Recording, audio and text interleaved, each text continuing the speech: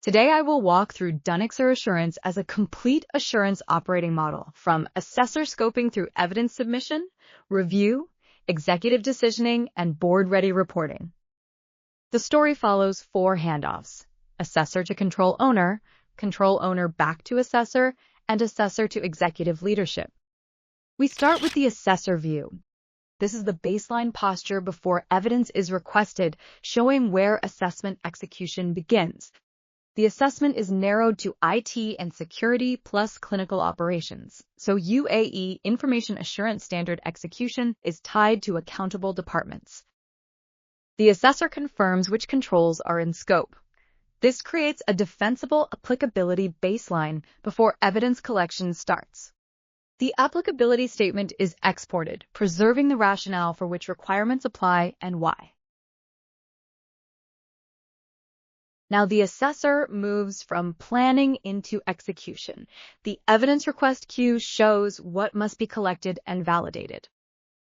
The request is routed to the responsible control owner, keeping evidence collection aligned with departmental accountability.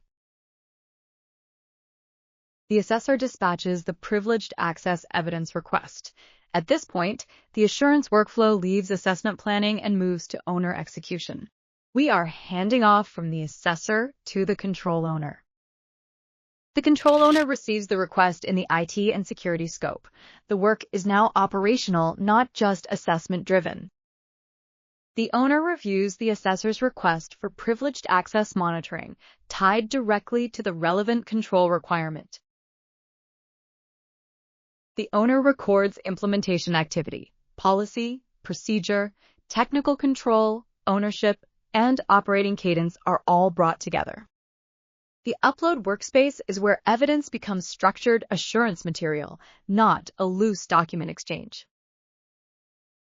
The owner uploads the available MFA evidence and access policy first, but the package is not yet complete enough for assessor review. Automated PreCheck returns a bad result before submission. Only design evidence is present, while the Q2 privileged access review and retest proof are still missing. The owner re-uploads with the missing Q2 review and retest proof, then reruns PreCheck and gets a good ready-to-submit result. After PreCheck passes, the completed evidence package is submitted to the assessor, creating a clear handoff and audit trail. The evidence package now returns to the assessor.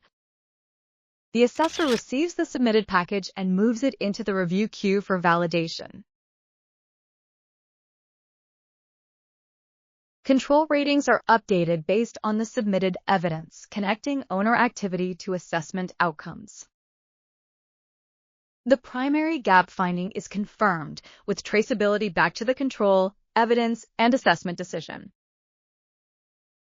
Residual risk treatment is recorded, so the finding becomes a managed risk decision instead of only an observation.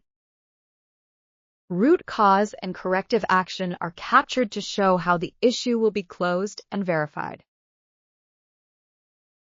The implementation roadmap is generated from assessment results, evidence gaps, severity, ownership, and remediation dependencies. The management review pack is exported, carrying the assessor's results into executive decisioning. The assessor cycle ends with a board-ready summary, translating assessment work into leadership-ready reporting. We are moving from assurance execution into executive governance. The executive receives the management review output and sees the assurance posture in business risk language. Access control and vendor security are highlighted as the highest risk domains, showing where leadership attention is needed. The assessor findings are translated into financial and operational impact, making the risk understandable outside the technical team. Leadership drills into IT and security concentration, keeping the executive view aligned with the original assessment scope. PAM deployment and incident response exercises are selected as priority investments tied to the identified control gaps. The forecast shows expected improvement, stronger compliance posture, and a shorter path to audit readiness. The view returns to the full entity, so the board narrative reflects consolidated risk rather than one department only. The top ROI investment plan is approved, connecting assurance findings to funded management action. The roadmap approval decision is captured with an executive sponsor, making the implementation plan formally accountable. The management review pack is exported as evidence of decisions, approvals, and governance follow-through. The story ends with a board deck. Assessment evidence, remediation priorities, investment decisions, and executive reporting are now connected. This completes the end-to-end assurance loop. DUNNIXER Assurance has shown the standard execution from applicability and evidence collection through findings, treatment, roadmap approval, funded action, and board-level reporting.